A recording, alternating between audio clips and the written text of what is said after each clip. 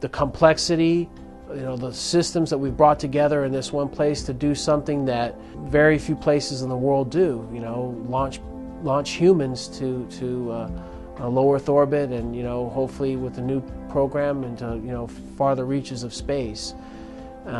So when you go to a system or a place like that, you can't help but be overwhelmed. Every space shuttle mission began with a fiery liftoff from Launch Complex 39 at NASA's Kennedy Space Center. The launch complex for the space shuttle had two pads, Pad A and Pad B. If the launch pads demonstrated anything, it's that complex is the right word for the two pad areas that handled the shuttles for about a month before they made their trips into space. Outfitted with everything a spacecraft and its crew would need to take the final leap into space, the pads handled fueling duties and crew support and held precision machinery for a range of payloads. Its graded floors and gray paint, along with armored boxes for instruments, telephones, and elevators, revealed a style more Spartan than space age. You always find something that you didn't know. You've got so many systems. You've got system level experts and technicians that have been out there for so many years, dedicated, essentially many of them their entire careers out there. Even though, yeah, it's a lot of steel, a lot of wires and lights and tubing and that kind of stuff, it does interfaces to a flight vehicle, so you have those complex interfaces, and there's always something to learn. It may look kind of Spartan, but yeah, it's got its hidden treasures. The launch pad and all its fittings were built to withstand the brute force of a launch, which would rattle the pad with intense fire, corrosive exhaust, and thunderous sound waves. Tested, let's put it that way. There's a tremendous amount of force that gets placed, at liftoff on the structure, on the mobile launch platform, the MLP, heat, acoustics. Each pad featured a shallow slope concrete pyramid about 40 feet high with a flame trench carved through the middle to channel exhaust away during launch. The launch pads were first built for the Saturn V rockets of the Apollo program. Back then, the launch complex did not have any permanent service towers because the support structure was on a mobile launch platform and traveled with the rocket to the pad. It's an element of the history, to think back and to stand in places where people were launched to the moon. That has a real place for me. For Shuttle, a pair of support structures called a fixed service structure, or FSS, and a rotating service structure, or RSS, were built at the pad and would remain there for all 30 years of flights.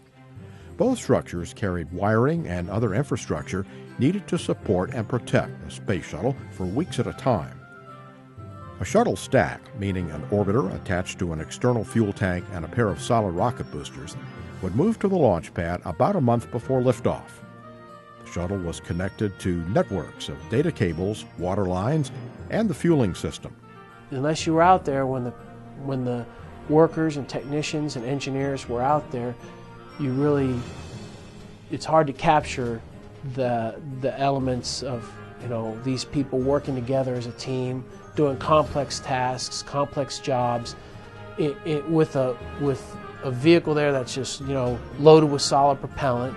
It could be dangerous as heck, it really is. And they did it routinely and made it safe.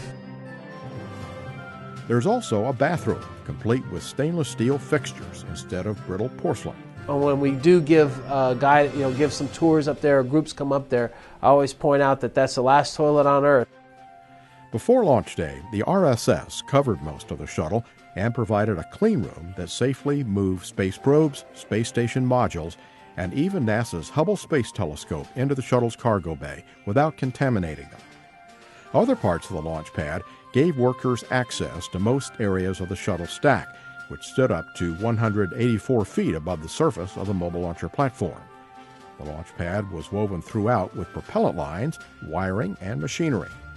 There's so many complex things out there that could literally kill you, if you did something wrong, or not just yourself, it could be, devastating. And we do it safely, routinely, day in and day out. That's testament to the workforce and to to what this nation built from the Apollo era, learning through hard lessons. Launch day was also when most of the structures at the pad came to life, mostly by remote control to keep people a safe distance away. The huge white spheres on either side of the shuttle would pump supercold liquid hydrogen and liquid oxygen into the shuttle's external tank. Each propellant had to flow through long lines from the spheres about a half-mile from the shuttle.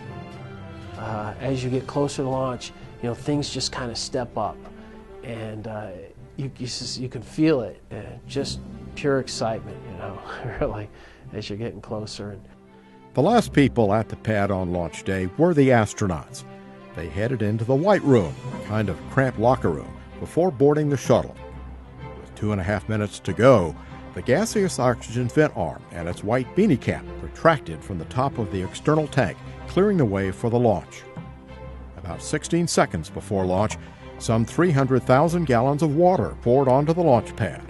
Though it might seem to be done to protect against the blazing fire, the water was actually for sound suppression to dampen the vibrations produced by 7 million pounds of thrust. The fire and thunder would produce a show unlike any other.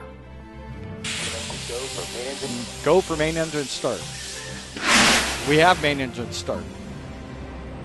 2, 1. Booster ignition and the final liftoff of Discovery. A tribute to the dedication, hard work, and pride of America's Space Shuttle team. The shuttle has cleared the tower. Some of our team would work late shifts, so you kind of had to go home and sometimes, watch it from the river, just like the other folks would, or something like that, which I actually kind of enjoy. If I couldn't make it into center in time, just kind of being out there with the general public and everything like that. Just sit back and watch the kids and people enjoy a beautiful launch. It's part of my joy, I guess. Now that the space shuttle is retired, the pads are being prepared for another transition. The structures that marked the space shuttle era have been removed from Launch Pad 39B, so it can handle several different types of launchers that are expected to make up the next generation of space exploration. Pad 39A, the starting point for some of NASA's most famous flights, including Apollo 11 and the first and last shuttle flights, will look as it did during the shuttle years for the near term, echoing the thundering success of the Space Shuttle program.